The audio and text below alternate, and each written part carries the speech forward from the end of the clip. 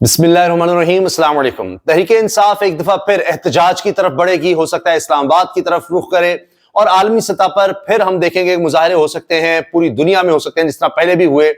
तो शहबाज शरीफ साहब मुज़ाकरात के लिए फिर ऑफर कर रहे हैं, कह रहे हैं आए बैठकर बात कर लें। बार बार शहबाज शरीफ ये ऑफर दे रहे हैं तहरीक इंसाफ को, लेकिन जवाब आ गया है रिजेक्टेड।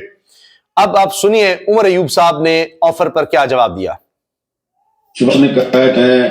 सिद्ध के दिल के साथ तैयार डायलॉग आगे बढ़े, वो आपको दोबारा दावत दे रहे हैं। शहबाज शरीफ का ये ऑफर टोटली रिजेक्टेड और टोटली रिजेक्टेड। शहबाज शरीफ की ऑफर कोई चक्कर ही नहीं, कोई मुज़ाकरात नहीं, खत्म कहानी। शहबाज शरीफ जो अभी बात कर रहा था, लगता है कि स्क्रिप्ट उसको जरा डिस्पैच राइटर के जरिए लेट पहुंची, बहुत देर कर दी। क्या इसका मतलब ये लिया जाए कि अब आप एक सियासी इत्तेहाद बना के हुकूमत के खिलाफ एक तहरीक चलाने की तैयारी कर रहे हैं? बिल्कुल यही बात है, हमने शुरू भी की।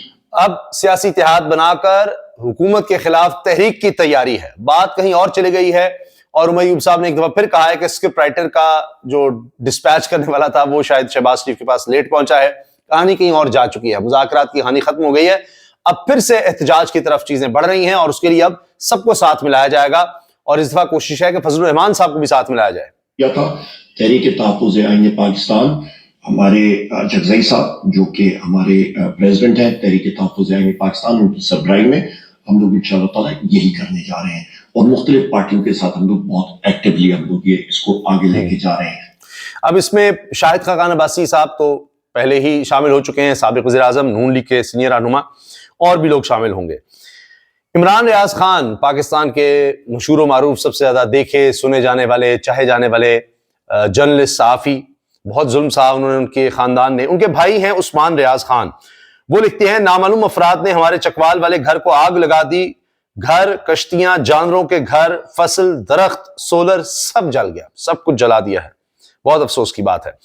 अहमद बड़ाई सहाफ़ी हैं, हमने से वाबस्ता। मुल्तान में बुजुर्ग शहरी पर पुलिस का सलूक, ये मुल्तान से वीडियो भी सामने आई है कि वहां पर एक बुजुर्ग जा रहे हैं मोटरसाइकिल पर, और लगता यह है कि वीआईपी मूवमेंट है कोई। अगर आप पीछे देखें तो पुलिस की गाड़ियां भी नजर आ रही हैं। तो वहां पर फिर पुलिस एहलकार आता है, गिरबान से नीचे गिराता है, मोटरसाइकिल से भी इस बुजुर्ग को नीचे गिराता है। और बाकी मंजर आप देखिए कि क्या हो रहा है। ये देखिए, आप पकड़ के और खींचेगा, और ये देखिए बाकी आपको पुलिस की गाड़ियां नजर आ रही हैं। तो कोई वीआईपी मूवमेंट लगती है। और ये जो बुजुर्ग हैं, पता नहीं शायद उनको समझ नहीं आ सकी, मौके पर साइड पर नहीं हो सके। बाकी आम आदमी को तो समझ नहीं आएगी कि अगर गाड़ी गुजर रही है तो क्या उसने करना क्या है उस वक्त, तो उससे क्या एक्सपेक्ट किया जाता है कि वो बस कोई रुकावट तो बाहर नहीं डाल रहे, वो बुजुर्ग को साइड पर चल रहे हैं और बाकी गाड़ियां अपनी स्पीड से गुजर रही हैं। बहरहाल ये हुआ है जी। और ये वीडियो साफ़ी शेयर कर रहे हैं।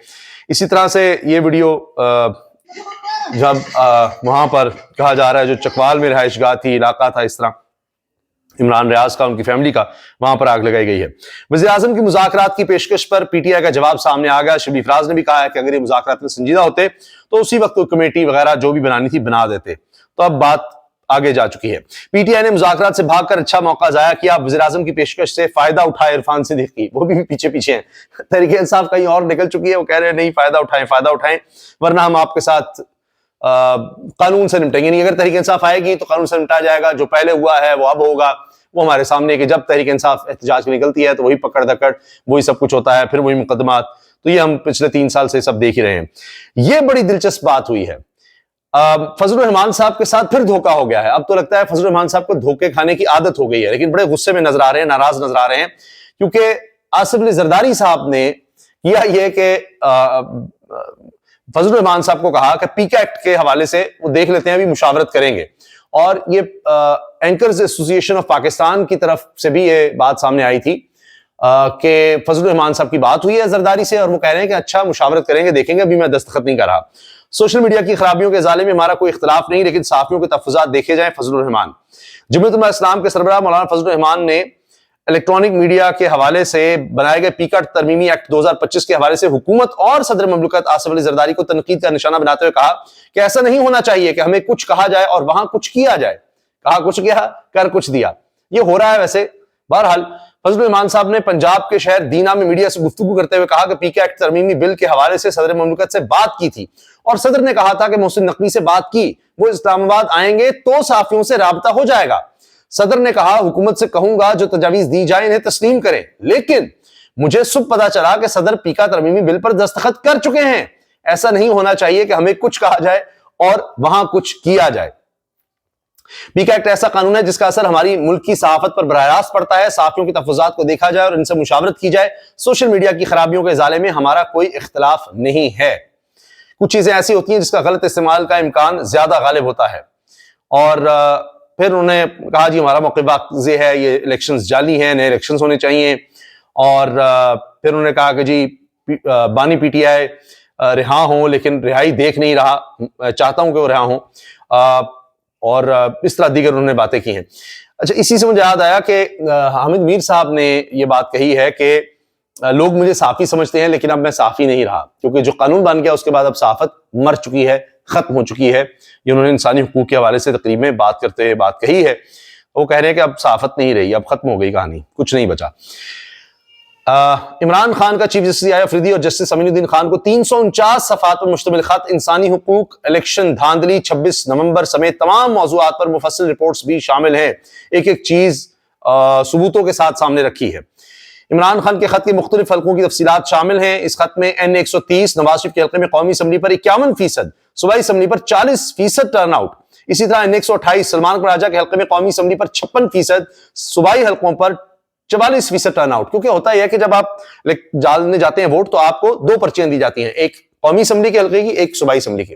تو اتنا فرق کیسے آتا ہے کہ یعنی اس کا مطلب ہے کہ قومی اسمبلی کے لیے تو اس نے ووٹ ڈال دیا لیکن صوبائی اسمبلی کے لیے ڈالا ہی نہیں، اور یہ کوئی 1-2% کا فرق نہیں ہے، بہت زیادہ فرق ہے۔ ایسا عموماً کم دیکھا جاتا ہے۔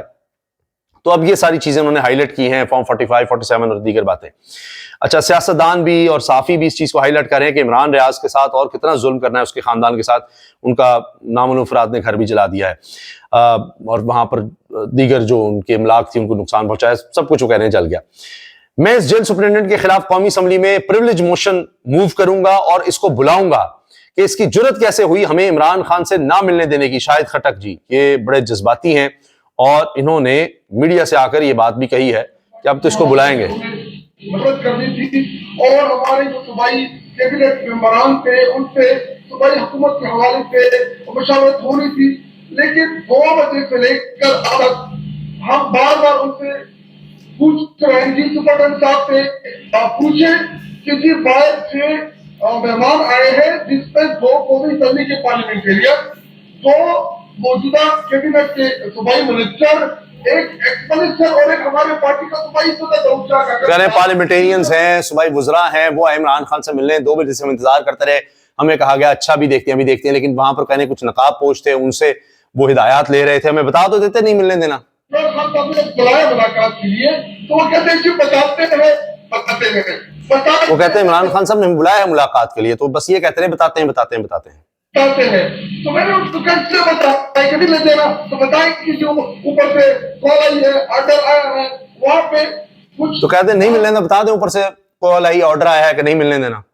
میں مشکوک افراد جو ہیں وہاں پہ کھڑے ہیں، وہ ان سے ہدایات لے رہے ہیں، اور وہ وہی ان کو کہہ رہے ہیں